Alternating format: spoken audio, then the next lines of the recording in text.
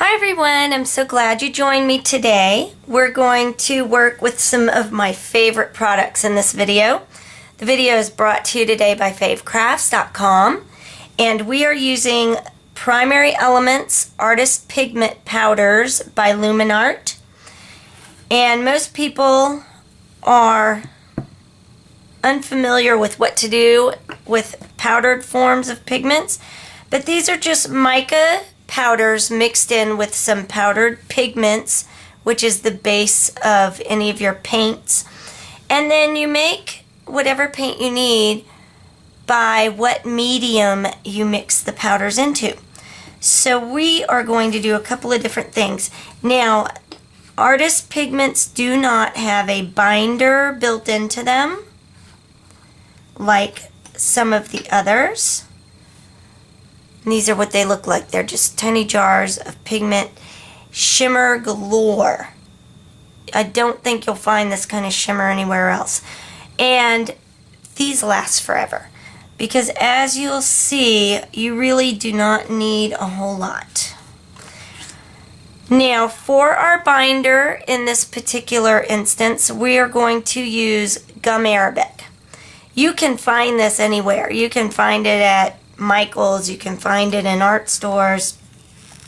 And all this is a binder, because we are going to mix our powders with water, and if we did that without a binder, when it dried, the mica powder would just brush right off. So we're going to start with a little scoop of the powder. We're going to add a little bit of gum arabic. I do not have any specific measurements I go by. I probably should, but it always seems to work out, so I don't worry too much. And now I'm going to have some green also ready to use. I've got a little bit of gum arabic still on my mat. Scoop that. This is just a very basic plastic palette knife. They come in a great mixed set at Michael's. I've had mine for years and they are just absolutely essential. Okay, so now we have the base, the foundation of our paint. I am going to just randomly paint this cardstock here. I've got quite a large brush. I'm filling it with water, and then I'm just going to start mixing my paint.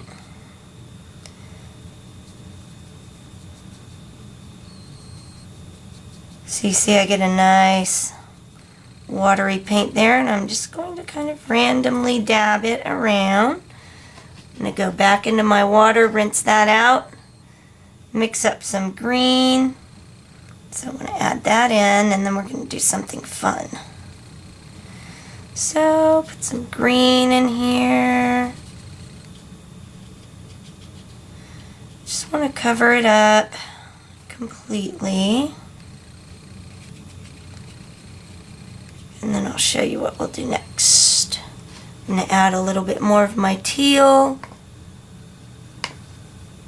So I still have a nice shimmery, good little pile here. I want to work kind of quickly because we want it to be wet when we do the next step. This is a fun way to just create your own sort of abstract kind of background papers to use. This is saran wrap from my kitchen. Crinkle it up, smush it down on here,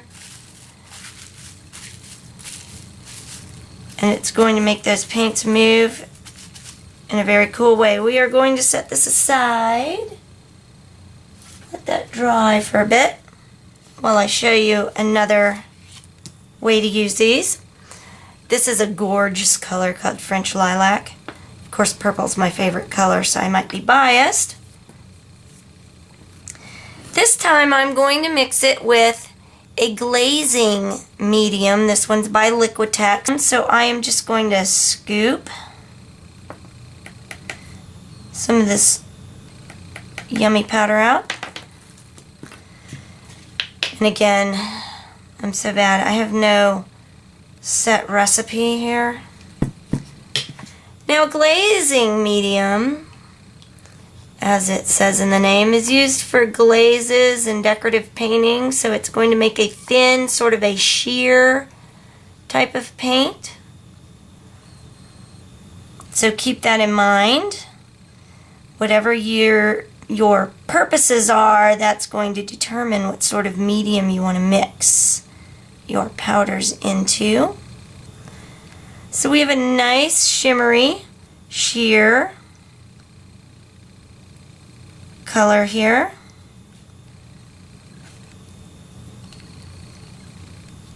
Now this is a very thin, very pale wash. We can change that by changing our recipe. I'll show you. Now I'm going to add more powder than I did last time. And what you'll end up with is a thicker sort of a glaze. So keep that in mind. And that is exactly why I love these so much. I love the powdered pigments because I have all the control. I buy all of the colors that I want, which usually means all that are available, but I buy all the colors I want. And then I have paints for whatever purpose I need them for. I have a glaze. I have a thicker, more acrylic style paint. I have a thinner wash sort of a paint. But basically I'm in control. And I like to be in control. Now, I'm going to set this aside because I have a piece I did earlier. So it's already dry. Another thing I like to do with these is, these are Claudine's little foam stamps. Claudine Helmuth. I'm going to rub it around in that paint I had before. And I can stamp with them. So I'm just going to make a silly little background.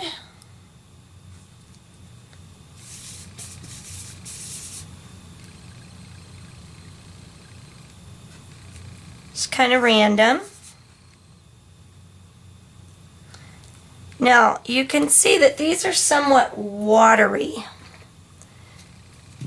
So I'm not talking about stamping a detailed image and then coloring it in. This is more to make a background.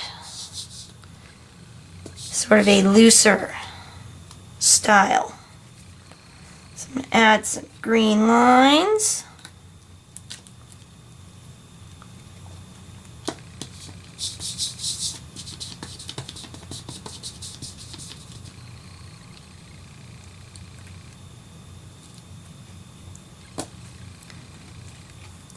So again, it's very abstract, it's very loose, but it's very shimmery.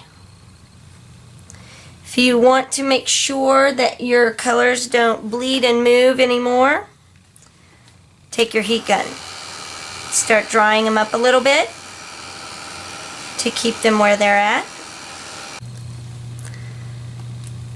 So you've set this aside and let it dry, and then you peel it up. Now check that out.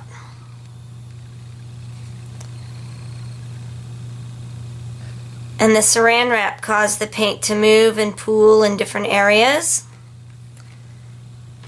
And boy, does that shimmer.